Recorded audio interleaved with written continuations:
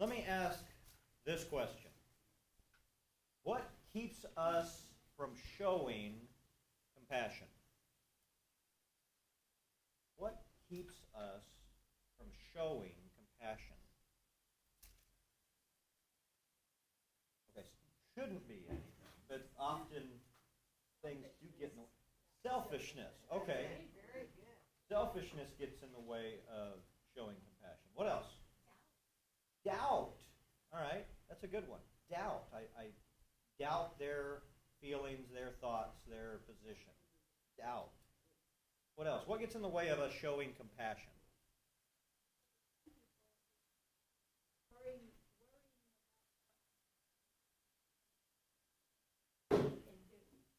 Reaction. Right. Yeah. Worry, that's doubt, that's yeah. Definitely.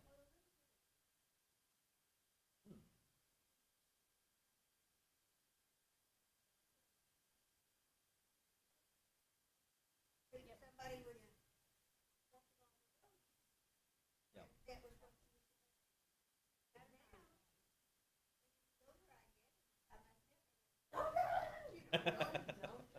don't do that. Don't do Right. that. No.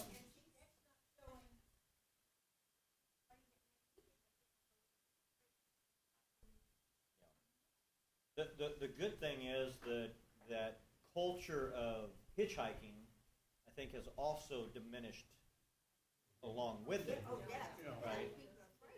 But there was definitely a time where the need was, or the expectation was still there, but the fear, right, was so high that it prevented the meeting of that need, right? And trying to figure out, how do I show compassion and help, but also wisdom, right, and protection of oneself. Absolutely. You could be picking up somebody and you're kidnapping them because they're 15 years old. You don't know. Well, you know, the best thing is, you know, I heard of somebody who stopped to pick somebody up, and they said, "You're not scared of, you know, me being a serial killer?" And they're like, "Oh, the chances of two serial killers being in the same car." Unlikely. But you don't know if you're aiding or abetting. You Right. don't know if it's a runaway person. You don't know what's going on, the whole situation. Right. And then there's laws now. And laws are there for, because during the 60s, this happened during the hippie period. Far out. You know, this happened during a certain time. And it shared itself with that. Now we have self-driving cars. Things are so very different. But the laws were passed because of situations like that. And you could be infringing on a law. You have to be aware of that. Right. But legality does not necessarily equate to morality. No? Right. So there's definitely a challenge in that. But I see what you're saying. Arnold? Bias. Yeah.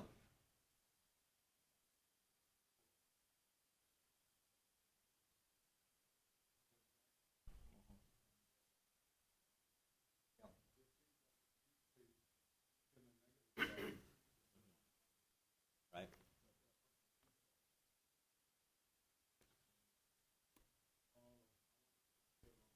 Right. Difference. Indifference. Yeah. Definitely. All right. Now, we talked a little bit about compassion last week in our study. I think it's going to play a role in kind of some of what we're going to talk about the next 2 weeks, because we're going to deal with a two-parter when it comes to two parables connected to the same concept. So let's look here at Luke chapter 14. I'm going to start in verse 7.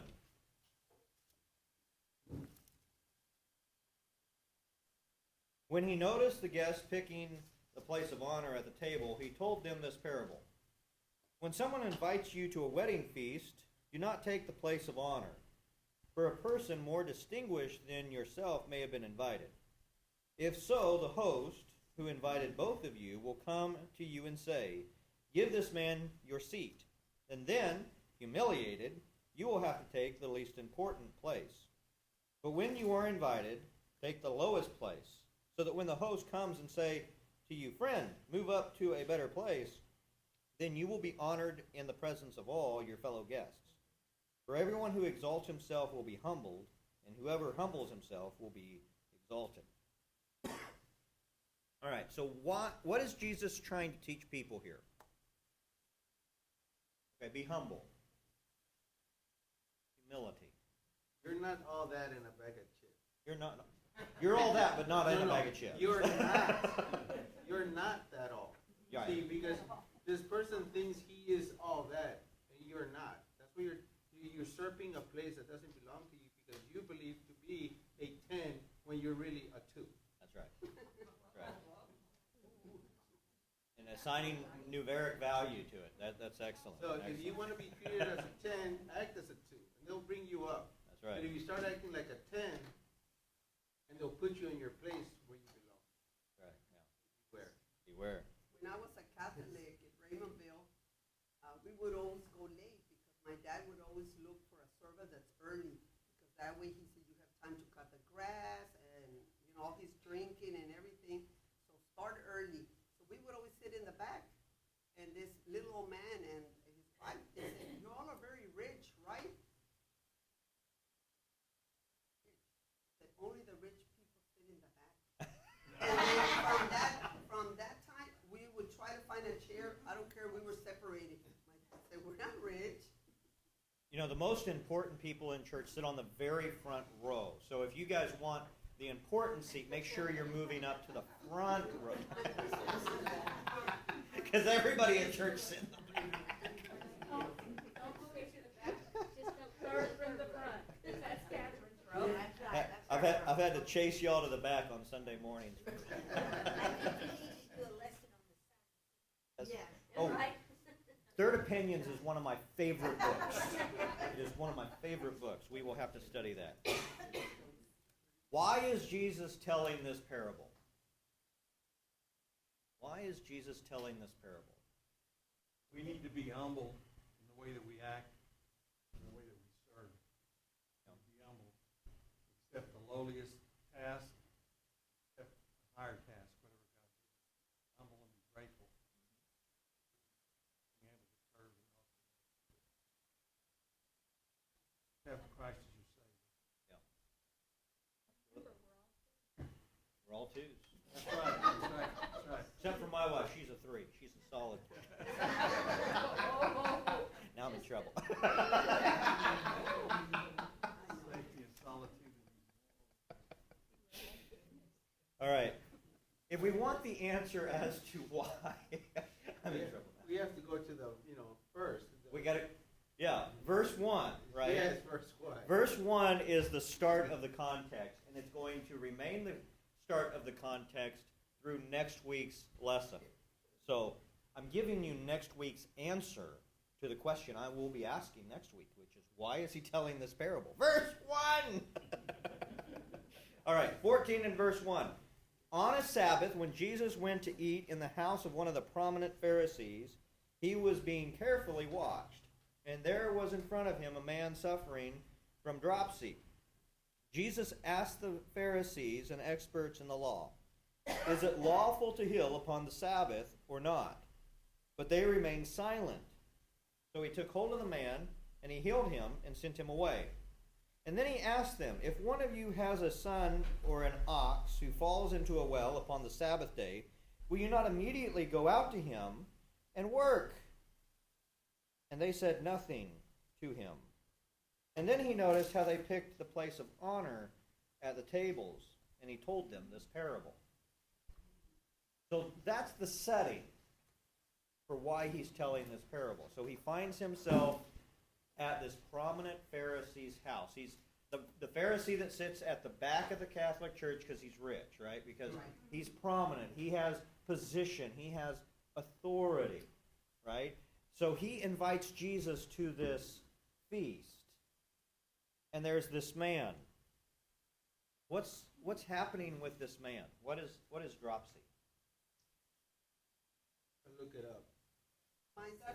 Swelling disease. Abnormal swelling. The word is water, basically. Water retention. Water retention.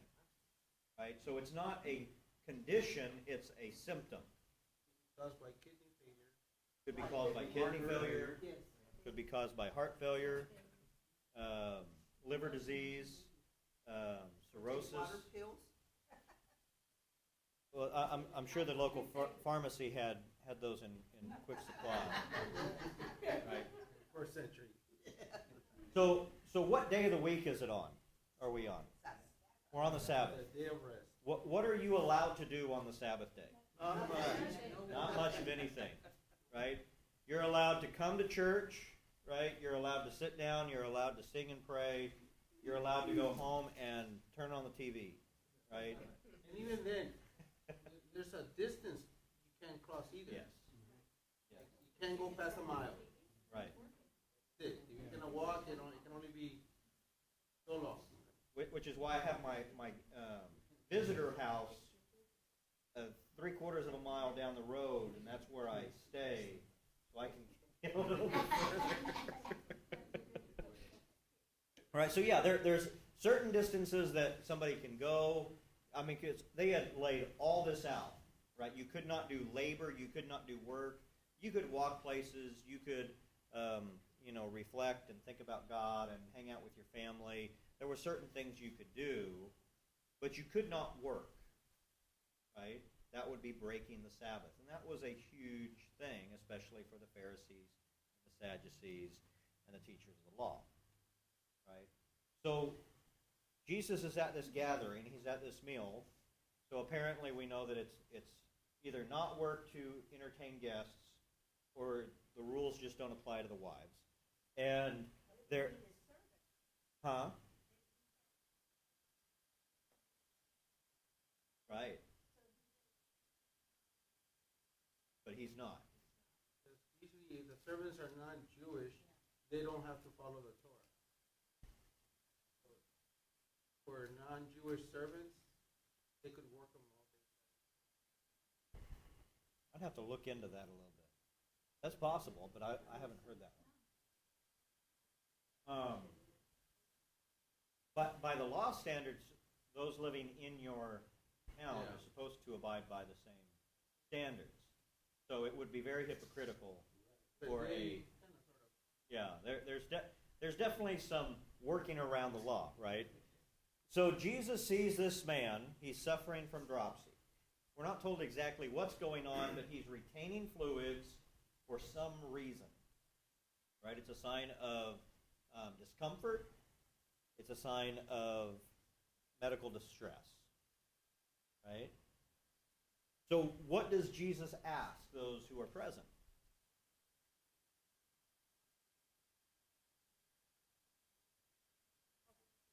Yeah, is it okay to help this guy? Right? Is it okay to help this guy?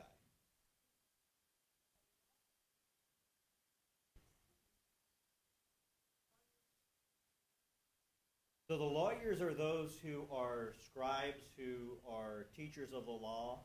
So they're not to the level of rabbi. They're Jewish. Yeah. Yes. Right. So it would be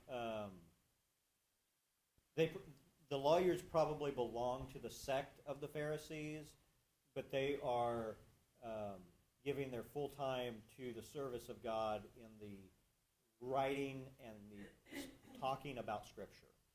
Right, so basically the preachers, right, or the full-time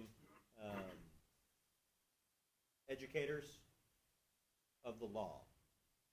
Right, so that's kind of who those guys are. And then you have the Pharisees who, especially a high-ranking Pharisee, he kind of gives his all to that holiness that he has in that position. They're the ones that failed the rabbi test. If you're not a rabbi, you become a scribe. That's right. Right? If you cannot reach the level of a rabbi, then become a scribe. So that's your second tier. So not doctorate; they just have a master's. That's all they got. So what can I say? I only have a bachelor's. So Jesus wants to help this guy. But they don't want to answer his question, which the answer to their question is, no, it's not lawful. Right? But they want him to do something wrong because they're looking at him closely. They're watching him. They want to trap him. Right? So Jesus gets frustrated at their silence, heals the man anyway, and then he tells this story, right? He gives a rhetorical answer to them, saying, "Which one of you, if your son or your animal falls into a pit, does not go to him and help get that animal out, does not help your son out of a pit? Of course you're going to help somebody who has fallen and needs help. This man needed help. I helped him." Come on, right?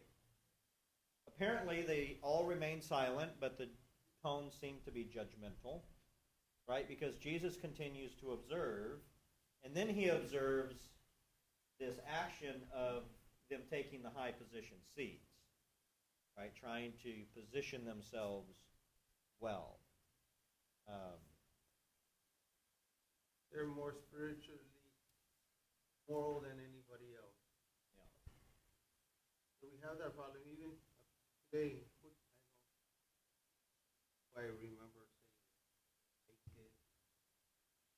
saying that certain Jews won't even press the button on an elevator because they consider it work. And that's 20. I was thinking of that. You know, like this. It's like, oh, I don't know. They must have been at calisthenics at my church camp growing up. Because we did a calisthenics But exercise and Joe pushing They the button. expect somebody, a non-Jew to press it. Right. For automatic. Couldn't figure out why the elevator stopped at every floor. Didn't have to push the button. Also had elevator operators too, Back in the day. Oh, that's a good one. So apparently, we still have that situation where we have a difficult with being helpful towards others.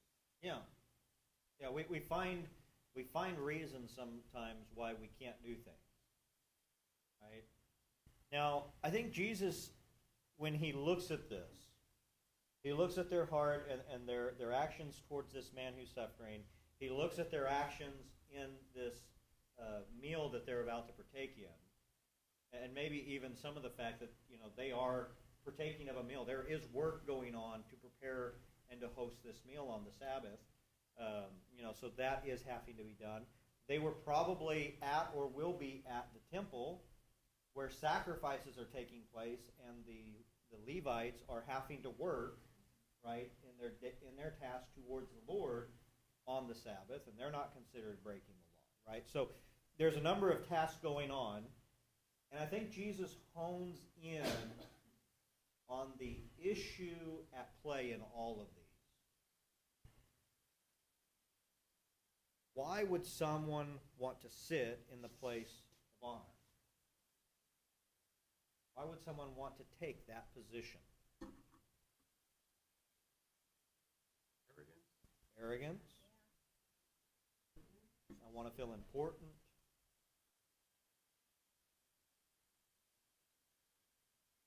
All that in a bag of chips. Where is my bag of chips, by the way? Right? Come on. We're very delusional. Always, as the kids used to say, that we peacock ourselves. I have this much money. I come from this. This is my last name. I was at the feet of Gamaliel. When Paul's speaking, he's showing his peacock feathers. Yeah. Right? He's letting them know what's going on. Yeah. And at the end he goes, "It's all trash to me for the love of the Lord." But at one time he was like that. He considered that a high honor.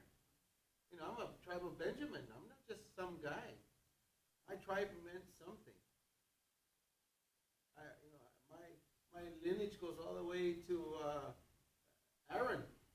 I can be a high priest because of who I come from. Well, our head does inflate itself. Our egos. Pride is a dangerous thing, and it's something that we all have a tendency to fall into at times.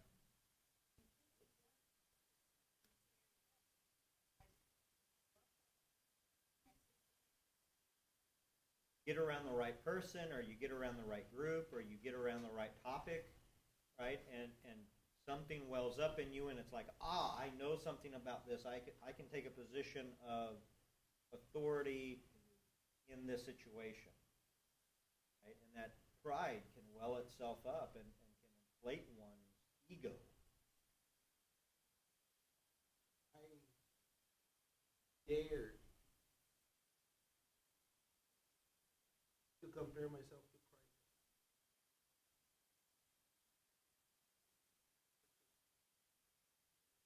Level up.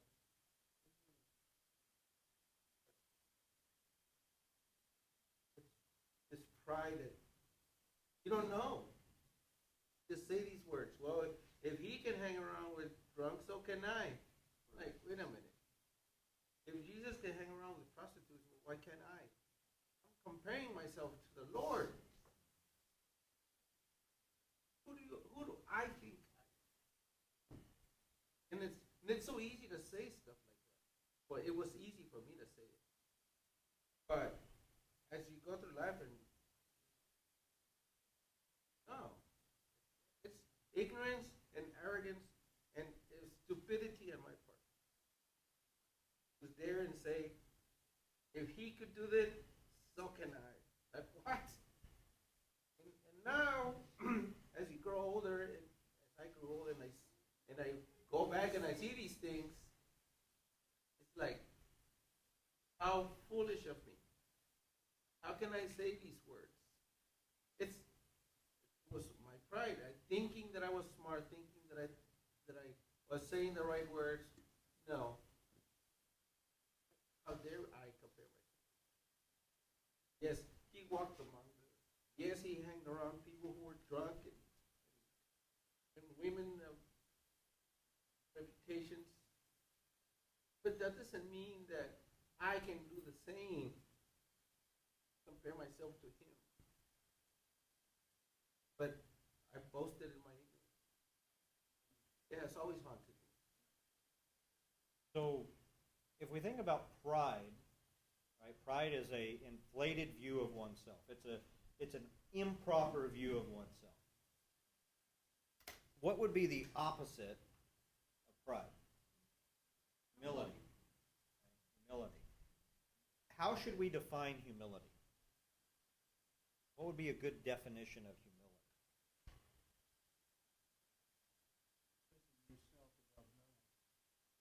Placing yourself above no one. Okay. I'm not too good to do this. I'm not too good to help this. I'm not too good to whatever task it is.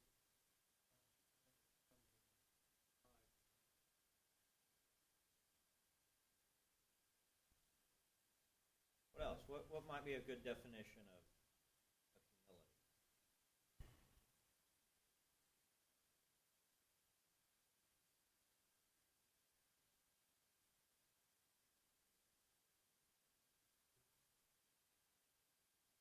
Being humble. But what does that look like? How do we know when we've done the humble thing, when we have acted in humility?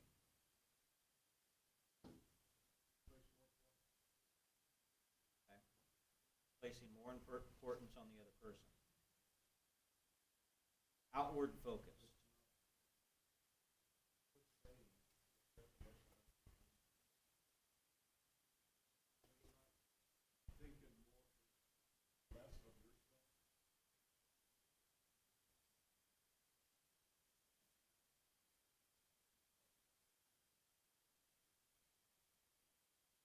thinking less of yourself, but thinking of yourself less. Yeah, okay. I could see that. Yeah. Lowly. Lowly? Lowly. To think of oneself very low. But because humility, because when Christ is humble, it's not that he's less valued. It's that he's allowing his life being guided by God. So in humility, you're allowing to be guided by someone else. Humble is to allow God, to allow yourself to be guided by God. God, my reaction is, I don't want to give him anything. But in my humility, allowing myself to be guided by God, I said, let me help. Because this is what God would want me to do. Not, I can't help because I have no value. So this, Right. one of them is very detrimental when we think that we have no value whatsoever. And we are so valuable. That's another thing. The value of our souls is so that Christ himself died on the cross. So there's a value to us. The moment we are conceived, there's value in our souls. Somewhere along the line, we lose that idea, or we are taught to devalue ourselves. But we all have value. That's the main reason why Christ died for us, because he valued us. And I think that's where we often, we can, on the razor's edge of humility, one side is pride, and the other side is this devaluing of ourselves and thinking of ourselves so lowly that we don't think we can help or do anything at all. Right? I couldn't possibly, stand before a crowd and speak on behalf of Christ because that, I'm so humble, right? I couldn't possibly go and help with this, mechanical issue because I'm not the best of mechanics, right? It's on either side of the way of humility is either too high a view of oneself or too low a view of oneself. Humility is a proper view of oneself.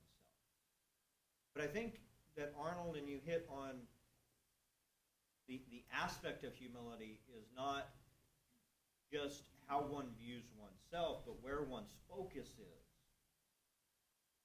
Is one's focus upon oneself, or is one's focus upon others? Because you walk into a room, and the position of importance around the room, right? You might be able to go through and go, okay, well, I'm not going to be at the head of the table because that's going to be, the elders, right? There's a couple elders in here, but I'm better than Mike, right? So I'm gonna put myself above Mike, and having a proper view of oneself, I'm going to find my seat, right? Okay, that is a proper view of oneself, and that is practicing a form of humility. But that's kind of missing the point, isn't it?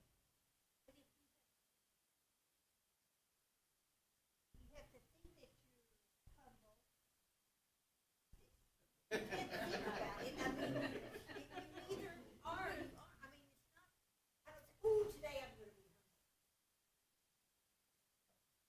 Well, you heard about the church that had a humble pen, and there was a gentleman that just in their congregation, he exhibited humility, and they awarded him, much to his own blushing and his unwillingness to come forward. They got him to the front of the stage. They gave him this pen, that he was so humble, and they praised him. And that next Sunday, he wore that pen to church, and they stripped him of that pen.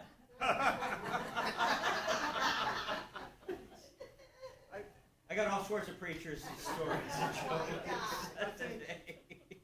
Right? But I do find it funny that Moses wrote in Exodus that Moses was the most humble man upon the whole earth. Not sure how he could do that, but he did that. God told him so. God said, humble the man right there. Humble yourself. He told him to put it in the book of Moses. Right. But I think what Trudy's getting at also is that humility needs to be part of your soul, where you don't even think about it, you feel it. You know, I need to help this person. You know, just automatically, I need to help this person, or I need to get out of the way and let some other people have my seat. So do you work at it? Do you work at it? No, you just think, Well, put other people before if yourself you're- always. You can't say, okay, today I'm going to do something. Humble, you know. No, but if you're an arrogant person, then how do you work? Oh, he's saying, what are the steps? How do you go from an arrogant bad guy to being a humble Joe? Like how do you work that? There has to It's be like anything something else. else. It's like alcoholism, drugs, whatever. You have to want to. You know what I mean? You have to want to. You have to want to better yourself and become more humble and more giving. Right. You have Right. to want to. And what I'm saying, though, by obeying the gospel and following the footprints of Christ and the Spirit within you, you will gain humility if you pray for it. You will gain that. He will give you that humility and will give you that recognition of, hey, I'm being full of myself. You know? So you've got to want to do it and you've got to pray for it. You have to want it. You have to pray for it. You can't focus on it. I think you're right, because then you're so focused on yourself that you can't get there. But that's the first step. It is the first step, because you got to acknowledge your problem. You have to acknowledge your. You got to acknowledge your pride. It's like I said, Right. You just did. Okay, you already done one. Just like- Let's go to number two. Yeah, Michael. You went first. You have to work at it. You have to work for this step because you have to acknowledge that. So you have to work for that. I need help. Yeah. For it, you know. It's like an But I- addiction program. But I think I want to go back to where Arnold was at in that saying that we were managed to piece together, right? In focusing on others, right? So in pride, we're focused on ourselves. So we acknowledge that pride and say, I need to take the focus off of me. We don't focus on ourselves and making ourselves humble and saying, okay, where's the proper position for me? Instead, we change our focus from ourselves to others, and then when we're focused upon others, we get that gift imparted to us of humility, because it becomes part of who we are in that process of focusing on others. And I think ultimately, the sin of pride is what Jesus sees in those at this meal. I think he identifies that, and he hits on, the first step of the recovering prideful man in his parable. Right? When you go to a party, do not elevate yourself to the top position. Right? Because then you're focusing on yourself, you're going to be prideful, and you're going to get humiliated for that. So instead, the action step you can take at least is, in your pride, take the lowest position so that you get elevated.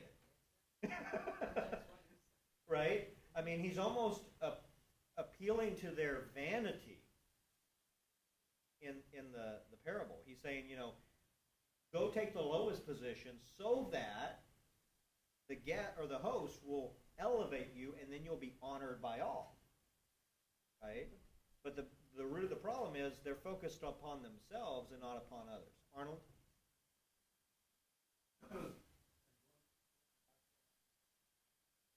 Not the equation greater than, but pride is less than humility. Humility is greater than pride.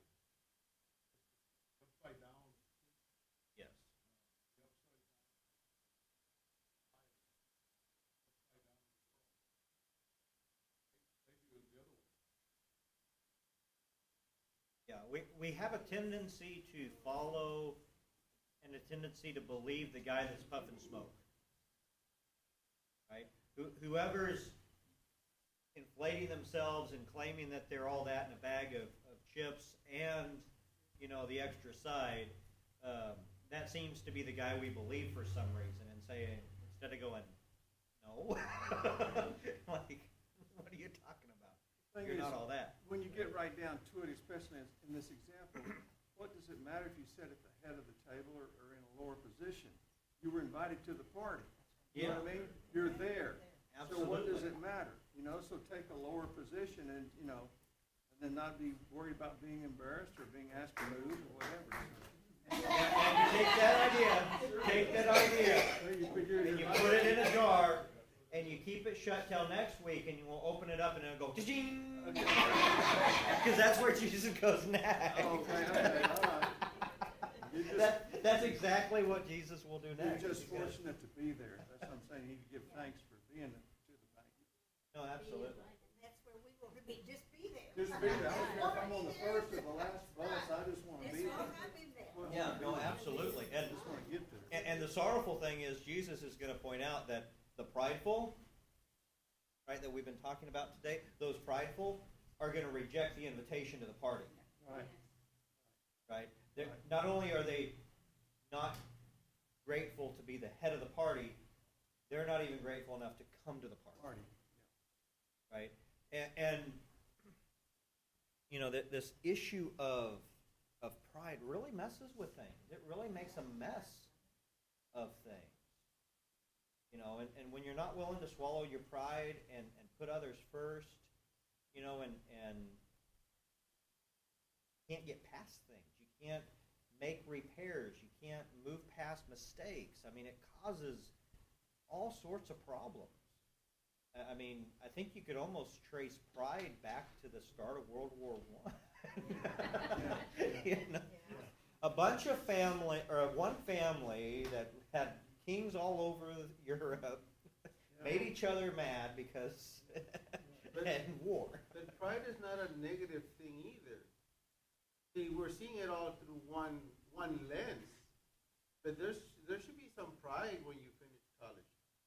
Some pride, you know, for you have a good marriage. You should be very proud. It's very hard in today's world to have a good marriage. You should be proud of that.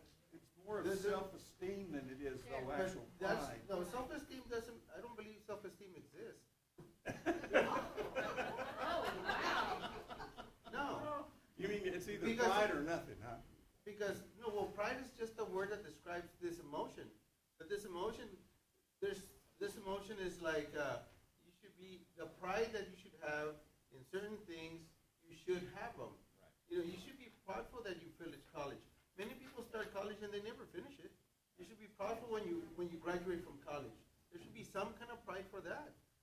All those years that you went to school, the people that had perfect attendance for 12 years, there should be some pride for that as well. And I think to some extent we're talking about the same thing, and at some point we're actually talking about something different, because when we're talking about being prideful, right, a overinflated view of oneself, a focus upon oneself, right, that's one thing. But we have this word of take pride in yourself, you know, and we see people who life is beaten down, and they just don't take pride in their work. They don't take pride in who they are. They don't, you know, and we use that same word, right? But we're talking about something very different, aren't we? So, Maybe we do. but Jake, do you know the Greek words behind all this so that we can inflate our vocabulary? Because I'm going to fall short of it. But what I'm saying is that we should know both. Like we Yes. shouldn't just stick with one and that's it. We should understand that these words exist and they can be used in a positive manner, not always in a negative manner. Because yes, when you have self-pride, it's all about you, that's understandable. But when you've accomplished something or you helped others, and others see your success, see your attributes, there should be some kind of pride for there. It's not a negative thing. Right. But I think we are talking, well, in English we're using the same word, or it's connected within the same root. I think we are talking about two separate things. And I think as we continue on this, because we are going to be continuing to talk about this overall topic, because Jesus' next parable is coming out of the same thing, right? So here's your homework for the week. you can thank Michael for this. Think about and come up with a good way to describe the difference between those two things. Because in English, they're very much connected, and I don't know Spanish well enough to know if they're connected in Spanish, but these concepts are very connected, at least in English, and we do have to kind of peel these apart so that we can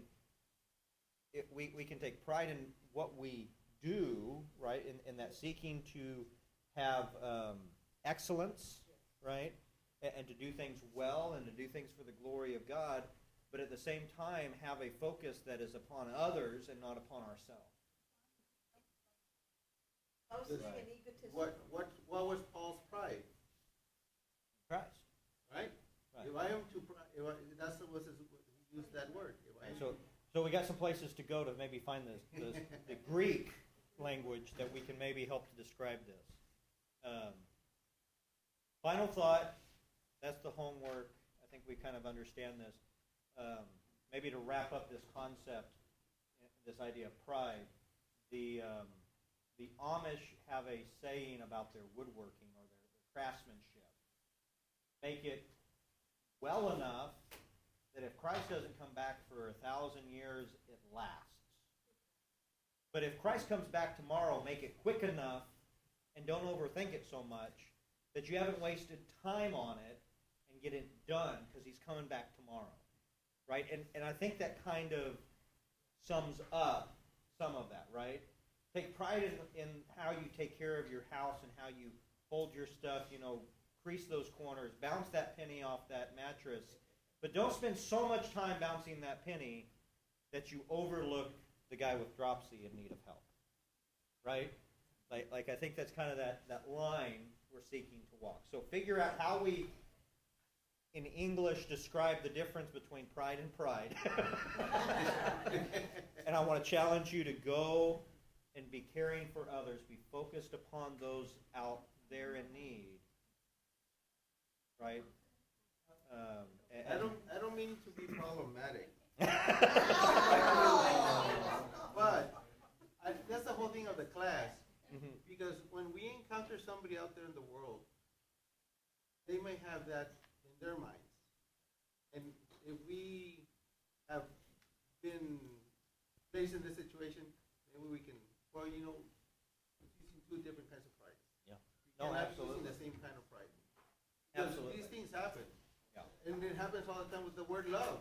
We use love for everything. I love my dog. I love my tree. I love the sunset. I love my wife. I love my car.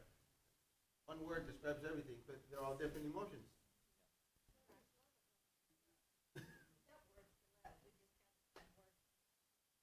Yeah. No, absolutely. Water tower, it's like Arlington. Yeah. Talking about Cardinal pride. I had to learn that word for 30 years.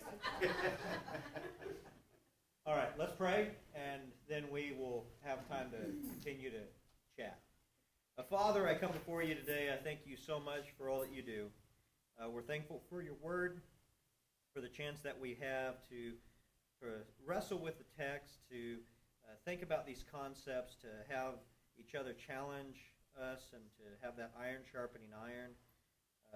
Lord, as we leave this place, help us to have a proper view of oneself, not one that's elevated and not one that's underinflated. But Lord, help us ultimately to be focused upon others and to be willing to step out and to look after those in need. We love you so much, Father. We want to serve you. We want to help you. And we want to do your will. It's in your Son's name I ask and I pray. Amen. Amen.